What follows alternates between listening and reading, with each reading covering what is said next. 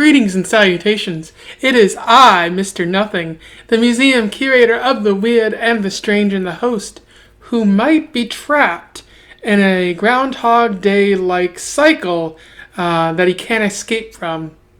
Anyways, welcome back to Around the Weird, a booktube channel where I talk about all the unusual literature that I have found in my travels. Today I wanted to talk about a book that I read recently, a book that I reread recently. It features, Groundhog Day-like cycles that people just can't seem to break. And it's also about high school, which is pretty unusual in and of itself. To think we just stick a bunch of teenagers in a big building for 8 hours a day, and we expect that building not to burn down, but sometimes the teenagers burn it down, unfortunately. So the book that I want to talk about today is Before I Fall by Lauren Oliver. So, pretty interesting book. This is mine. I tend to buy books that I love, that are my favorite, and this is one of my favorite books. I'm going to gush a lot about this book today because I absolutely love it. It's one of my favorites, top 10 for sure. If you want to understand who Mr. Nothing is, read this. And you might get a better understanding of me as a person. I believe I also said the same about East of Eden and World War Z. Quite different books, but I feel like they all have a common aspect to them that I think if you read, you might get. So it's Before I Fall, and the cover is just a girl lying down. Not particularly interesting. However, the book itself, the content of it, is magnificent. So an interesting thing is I don't know much about Lauren Oliver. I know she's written a bunch of young adult fiction aimed at young girls, particularly. She has I think she has an MFA. There's some information about her back here. I don't know much about her, and I don't really care to know much about her. That's going to get me excommunicated from BookTube, I'm sure. But, I know she wrote one of my favorite books, and that's all I want to know. It could be that she, eats children, or, harvests goats' livers, and, has a goat torture factory. I don't want to know about it. So big shout out to Abby Wells. I'll link to her channel in the description. But this book came out 10 years ago, and exactly 10 years ago, Abby, released a video where she was like, "Oh, you should all consider this book. It's about a girl who's trapped in a cycle of death, and she can't seem to get out of it. And it's kind of a mixture of high school and Groundhog Day." And I thought, wow, that's an interesting combination. Groundhog Day being one of my favorite movies. So I was like, I have to seek this out. And so big shout out to Abby for basically, doing that. And you should go check out her videos. She doesn't talk much about books, at least not anymore. But she does talk about, religion, asexuality, moving to Georgia, all kinds of fun things. And she's also a great singer. So, be sure to check that out. So this is a wonderful book, and I'm not gonna spoil it too much for you. So this will probably be a light spoilerly review. I'm only gonna go insofar as the 5th day of the cycle, of which there are 7. Because some pretty spoilery things start happening on the 5th day. And again, I want you to go out and read this because it's a wonderful book. So even though it's 10 years old, I'll try to avoid some heavy spoilers. I'll provide a little summary, a lot of analysis where I definitely will talk about some spoilers. So, just be careful of that. And then we will move on from there. I'll make sure to put the timestamp up there so that if you just want to know the summary, you can stop the video there, and I won't spoil anything for you. Before I Fall focuses on Samantha Kingston. Sam Kingston. She is a high schooler in a small Connecticut, fairly small Connecticut town, where the people seem to be fairly wealthy, fairly well-to-do at least. And the book starts with her it's a prologue. She's talking about how many people think that when you die, you relive your greatest memories. However, she notes that like when she died in this car crash that is happening as she's narrating, she relives her worst memory, one of her worst memories, where she treated somebody pretty poorly, and like that's coming back to her, and she's like, why did I do that? That's pretty unusual.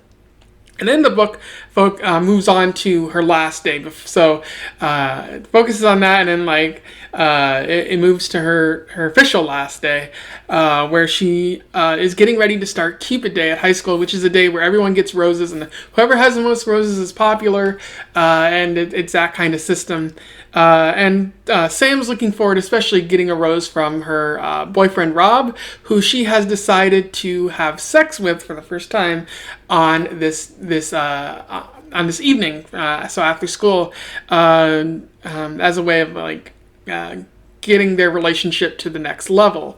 So yeah. On the way to school, she meets with her friends, Lindsay, who is kind of like the prototypical mean girl, popular girl. It's initially not clear why Sam is hanging out with her, although throughout the book you see more and more about why they're friends and what they mean to each other. And then there's Elodie and Allie, who are interesting characters. They're both kind of pushovers for Lindsay, and Sam is constantly pushing them to be, more stand up for themselves. Throughout the day, you meet interesting characters like Mr. Daimler, her math teacher, Kent, who she used to be friends with when she was younger, but he's they've grown apart because Sam's become more popular. There's also Rob, who is a terrible person, although Sam doesn't realize it at that moment. There's also Juliet Sykes, going to be an important character throughout the book. She's Lindsay and Sam and their group kind of make fun of Juliet because she's viewed as like a psycho, and like a lot of terrible things have been done to her over the years, and so every year they send her a rose on Cupid Day, and they're like, maybe not this year, but perhaps next year, as a way to be even meaner to her, and so it's quite terrible behavior on their part, which you're like, why am I following this character? They're pretty mean people. So after school, they all head over to Kent's party. Kent invites him to the party, and Sam doesn't want to go because Kent isn't popular. But because it's a party, Lindsay wants to go, and that's where Rob's going to be. So after the party, they might do the sexy times.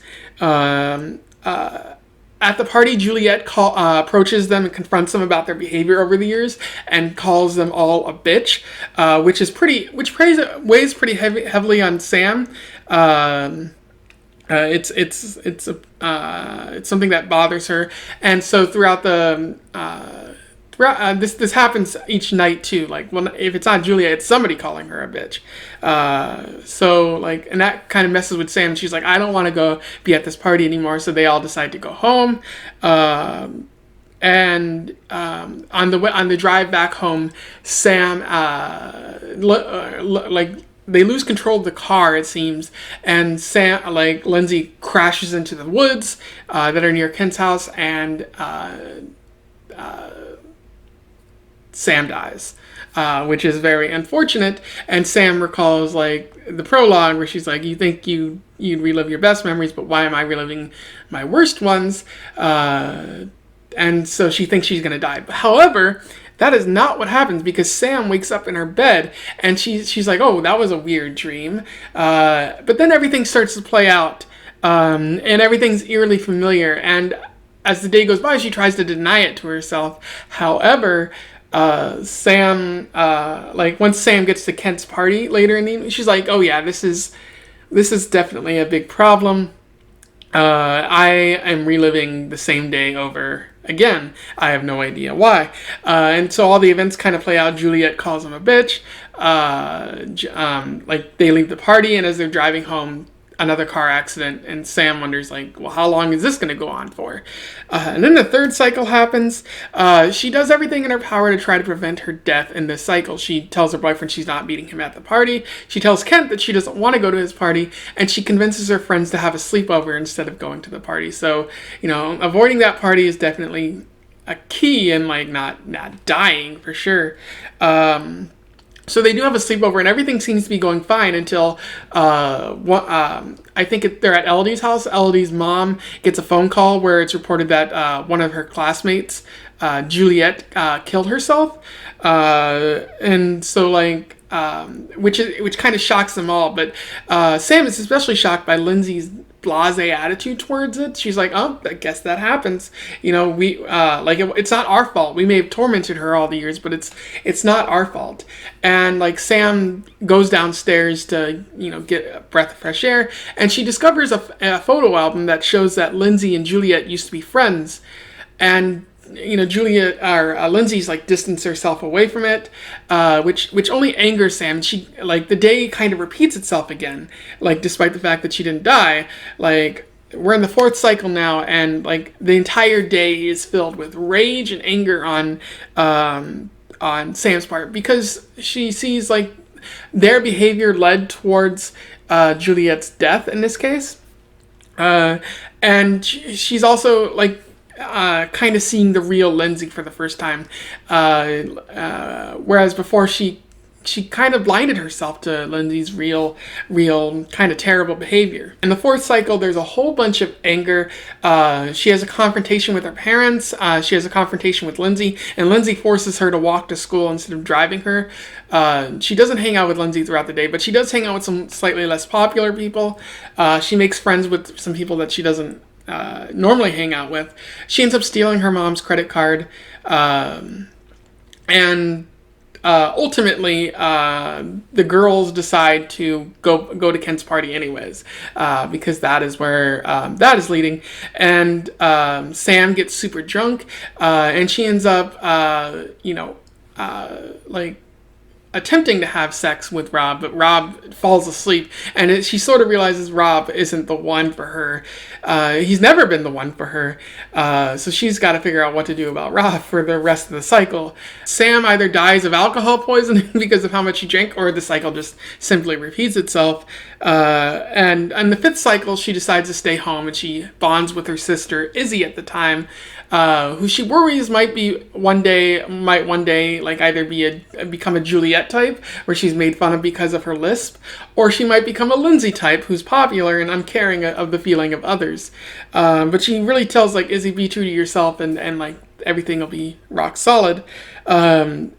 Throughout the fifth day, like as the day goes by, she doesn't go to school, and she tries to actively avoid the party.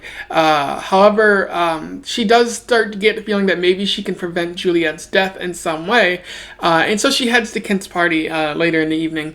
But what happens at Kent's party? What happens? What's the big revelation there? What happens in the sixth and seventh day?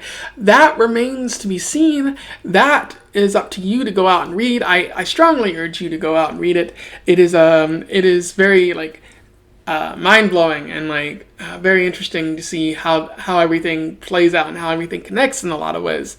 So yeah, that'll be the end of the summary there, and I move on to the analysis where there'll be a little bit of spoilers. So in terms of analysis, there's a lot to talk about, simply because I've noticed so many things over the years with reading this book, and each new reread I see a different aspect of this book. For instance, this time I managed to catch a lot more biblical references of all things, and I also saw some things that didn't quite hold up, and like I guess deciding to reread it for this channel has forced me to, actually examine the faults that the book has, rather than simply saying it's 100% perfect. But I still adore this book. So one thing that I love about this book is how it uses the Groundhog Day formula to explore death in high school. Specifically, each day, or almost each day, someone dies, whether it be Sam or someone else, Juliet. And so, like they're giving like Lauren Oliver gives like Sam a chance to explore what death means to her, why she's trying to avoid it, and what it means when she fully accepts it. Because by the end of the book, Sam learns that the reason she died the first time was because Juliet jumped into the road to kill herself. And when she didn't show up to the party in the third cycle, she just went home and like Juliet killed herself. Weird hand motions there. So like in the fifth cycle, or the sixth cycle now, Sam tries to save Juliet, but she's very half-assed about it, and she's like, well, this is just what happens. People are mean in high school, and it doesn't help anybody. And Lauren Oliver doesn't let her get away with it, and Juliet kills herself again by jumping in the road when Sam's not really looking. And then in the last cycle, Sam kind of realizes that the only way to save Juliet is to sacrifice herself. So she pushes Juliet out of the way of the road and gets hit herself. And like Juliet's like, "Why did you save me?" And it's I think Sam replies, "No, you saved me. It's not the other way around." So the Groundhog Day formula allows Lauren Oliver to explore those themes like death and why high school is a terrible time, and like why some youths might be driven to suicide. So definitely a strong point of this book. I also love how each cycle Lauren Oliver peels away a layer, so you think you know what's going on. Like, oh, Sam and Lindsay, they're mean girls. They're being punished for some reason by dying repeatedly. And then you learn over the course of the book that Lindsay's not just a mean girl. She's dealing with like a whole bunch of issues related to the fact that her life is not going the way she expects. Her parents are divorced. She might have an eating disorder of some kind. It's never really resolved if that went away when Sam first noticed it, or if it's continuing. And like Lindsay used to be friends with Juliet, but she distanced herself when being friends with Juliet might make her less popular than she already was or wasn't. So you see that with Lindsay. You also see that with Sam, who like you think is nice at first, but then you see over time how she's done a lot of things that she's not proud of. But overall, she's still a good person. By the sixth day, like you see that for sure, and how she's grown and changed, and you see that with a bunch of other characters, and especially with Juliet, and how over the course of the book you see how Juliet and Sam are connected in a lot of ways, rather than them just being like total strangers. Which I feel is very interesting, and it's every time I read it, it's like I see how Juliet or how Lauren Oliver is peeling away those layers to get you to see, not everything is initially as it appears, and a lot of people are dealing with quite a lot of terrible things in their lives. So definitely important to think about there. I also like how Lauren Oliver deals heavily with the idea of facades, putting up a front to lie to others. In this case, putting up a front so the other people in the world don't see the real you, because if they find out who you are, those people will either make fun of you or ridicule you or make your life miserable. A good example is Juliet. Like, she doesn't put up that facade, and so everybody just tears her apart to the point where she's considering killing herself throughout the book. But that's an example of someone who does put up a facade is Lindsay, because she had a bedwetting phase when she was younger, and so she went to a sleepover, and when it was discovered that someone had to wet the bed, she blamed Juliet. So you see her putting up that facade, and it only grows stronger as she goes through high school. She distances herself from the truth in a lot of ways of how she feels about her parents divorcing, about her eating disorder, about how like her first time having sex wasn't with the person she wanted it to be, and so she kind of pushes people away, doesn't show who the real person is, because if people saw who the real Lindsay was, she wouldn't be as popular as she was, which I've said before, but she'd also have a rougher time, much like Juliet. And that's not just limited to Lindsay. Sam does it too throughout the book. You see her sort of disguising herself, sort of trying to avoid showing who she truly is, because she's done a lot of terrible things, and I don't think she wants to own up to it. And so I really like how she's using that facade. Like, these might be just be high schoolers, and like you might say, oh, high schoolers don't have it tough, but sometimes they do. Like, high school is a rough time to be a teenager with hormones and a rapidly changing like mental state and everything. So it's interesting that's what Lauren Oliver grasped onto. So there's a quote I want to talk about where Sam finally acknowledges that she caught Lindsay forcing herself to puke after eating dinner with her. And so like Sam is finally confronting her about this, and she says, "Was it that really the only time I asked?" She hesitates for just a second. "Of course it was," she says, but her voice is a whisper, and I know she's lying. And now I realize Lindsay's not fearless. She's terrified. She's terrified that people will find out she's faking, bullshitting her way through life, pretending to have everything together when really she's just floundering like the rest of us. Lindsay, who will bite at you if you even look in her direction the wrong way.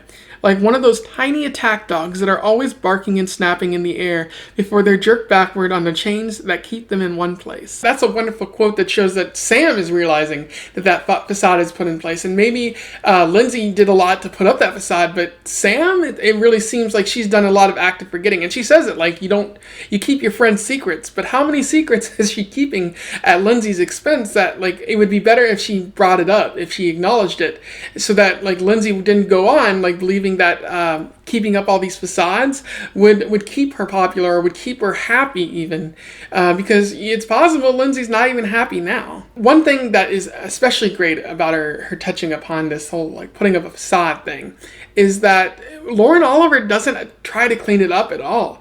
Like by the end of the book, like Sam is in a better place because she's acknowledging all of this, but Lindsay is still the same person. She has that deep conversation with her on the night of the 6th cycle, and then on the 7th cycle she's saying, oh well, I hope it carries over and it helps Lindsay become a better person. But Sam doesn't know that for sure if that's going to happen. Lauren Oliver leaves it open, like whether Lindsay will become a better person or fall into like the same routines and be the same kind of terrible person. Maybe she'll get better after high school, but high school's still going on. So like like we don't know what's truly going to happen with Lindsay. And I like that about the book. It's not so pretty happy picture that's that Lauren or that Sam is able to fix every single problem that arises. There's really only one problem that she can fix, at least this point in time, because every other problem that she's tried to fix has spiraled into many other problems throughout the mini cycles. So I really enjoyed that aspect of this book, and I think it's why I love it so much. It's it definitely like highlights problems that exist, and it doesn't attempt to create a happy ending in a way that would feel forced. I really enjoyed this book, but there's also some bad to it. At the end of the book, like Sam risks her life and ends up dying to save Juliet. And I have the question is does Sam really have to die? In the book, it's argued that yes, she does, because her sacrifice provides meaning to Juliet, and like it gets her out of the cycle. But does Sam need to die for her to get out of that cycle? Couldn't it just be the case that just stopping Juliet from killing herself on this night would be enough, and you can do it in a meaningful way where she wouldn't want to kill herself the next night? That's a big question, I think, that Lauren Oliver doesn't address in this book. Maybe because it's too complicated. But I would say I don't think Sam has to die, especially because dying for Juliet, Juliet's no longer going to live her life for herself. She's going to live her life in honor of Sam. And so like Juliet is once again like she owes something to Sam and Sam's friends. And I don't think Lindsay would take well to knowing that like Juliet was going to kill herself, but Sam died in her place. That's going to create some raw feelings there. But I think that's like fridge logic there, and like maybe I'm thinking too deep about all of it. But it is important to think about, because it is such a crucial point in the book. It's the very end. It's what the entire book kind of lies upon, and where the entire book is heading. So we have to consider things like these. I would also say that in the book, there's a character, Mr. Daimler, who is Sam's math teacher in the book. And on the day where Sam is like being naughty and mean and angry, the fourth cycle, she decides to make out with Daimler, and in a way like where he pretty much sexually assaults her because he's in a position of power. He's her teacher. If it's not directly rape, it's statutory at best, and that's not it's never the best. So like it kind of derails the book in a lot of ways. And if the other parts weren't so strong, I think it would sink it totally. It's kind of weird. I feel like you can make Daimler a terrible person in a number of other ways that don't involve him sexually assaulting the main character. I can't list them, but a competent author would be able to find them. And it's one of the weakest parts of the story. Because every time I get there, like it just slows the story down, and I know it's coming, and it's just like, this part is just so. It's definitely the part that I never want to read ever again. But every time I read the story, I just have to hurry through it. That was Before I Fall. There's a lot more to talk about with this story. For instance, like this time reading it, I discovered like there might be some biblical connections because they mention purgatory throughout this story, and it's possible that Sam died the first time, and like the subsequent cycles are her being given an opportunity to redeem herself in the eyes of God or gods or whoever is controlling this. And especially feels important because there's seven days, and what book references 7 days? The book of Genesis. So it does feel significant there. I'll leave it to you to read the book and see whether that holds up or not. But again, there's so many other things you could talk about, and it's just like I'm already at 30 minutes here, and I do not want to just keep rolling on. Although I very well could. If you've read this book before, or you plan to read it in the future, comment below. I would love to hear from you so that we could talk more about this book that I love so much, and that you can help me see a new perspective on it that I might not have seen it before. Don't forget to like, share, and subscribe so that other people may find out about this beautiful and wonderful book that is one of my favorites, and I hope it becomes somebody else's favorite in the process. I am doing the work of Abby by spreading the good word of Lauren Oliver. Otherwise, I wish you the best of times in your weird travels. Otherwise, I wish you the best of times in your weird travels. Otherwise, I'm caught in a cycle. Well, farewell.